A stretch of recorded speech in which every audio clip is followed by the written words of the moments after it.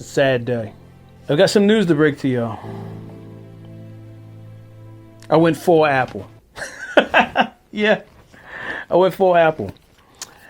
I went and got a MacBook Air M1. This is the 2021 MacBook Air. This is the first Mac I've ever owned. And I'll just share with you some of the reasons why I went with the MacBook Air. The first thing is that up until this point, I have been using an Microsoft Surface Pro 4, which is a little older and it was starting to get dated, and I was looking to upgrade.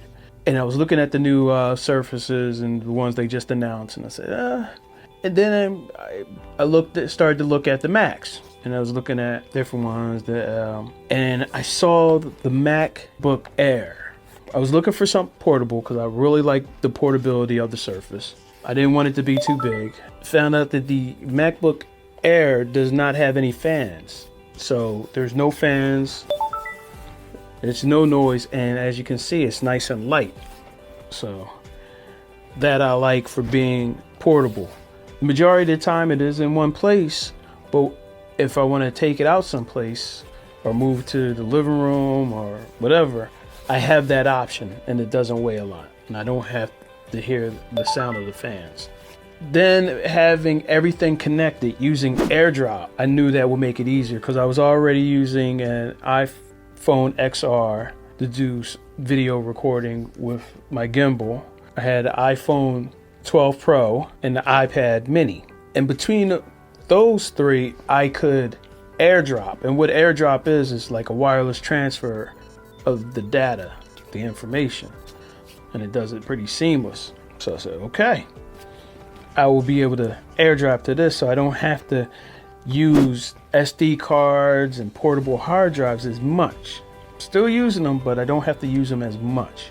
And then I found out about what's the real big deal about M1s as far as I'm concerned.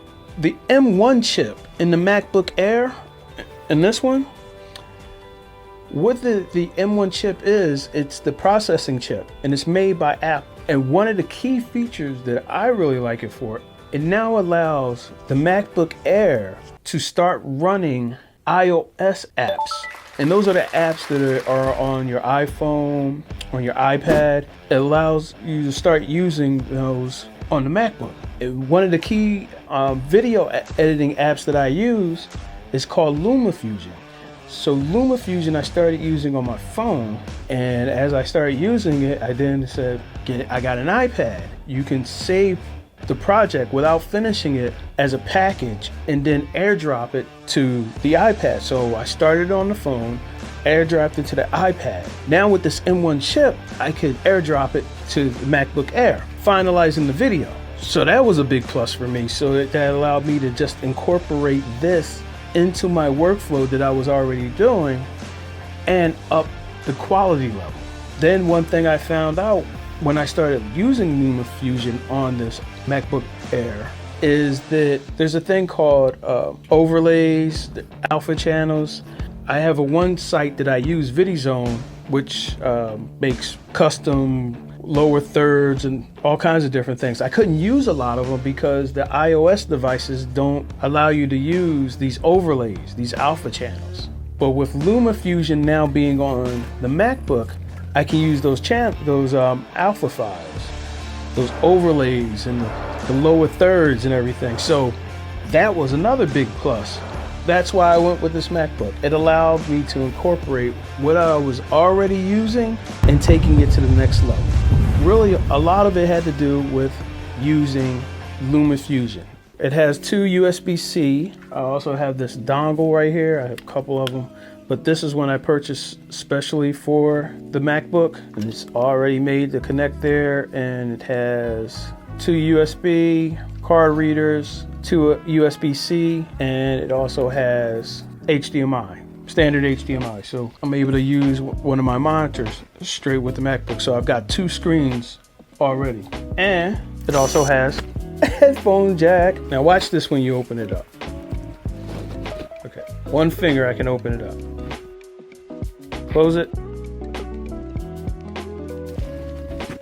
and it opens right up. It's got basically instant on, so I don't have to wake it up from sleep. It just goes into the standby mode and then snaps right on. I went with 256 just to make sure I had enough room to do different projects. Nice size keyboard. This trackpad is very responsive, but I'm starting to get used to it. And it's completely integrated with my phone. I can get messages on this, FaceTime, works seamless. So that's why I went with the MacBook Air. It's light, integrates seamless. And this M1 chip, they're adding apps to it regularly. This is almost like an extension of the iPhone. If you have any tips about how to use this MacBook, let me know. I'm new to it, I'm still learning, and I appreciate any help. If you got any questions about it, leave them in the comments. Thanks for watching. Remember, like, subscribe, and share. And until next time, take care of each other. Peace out. I'll see you all soon.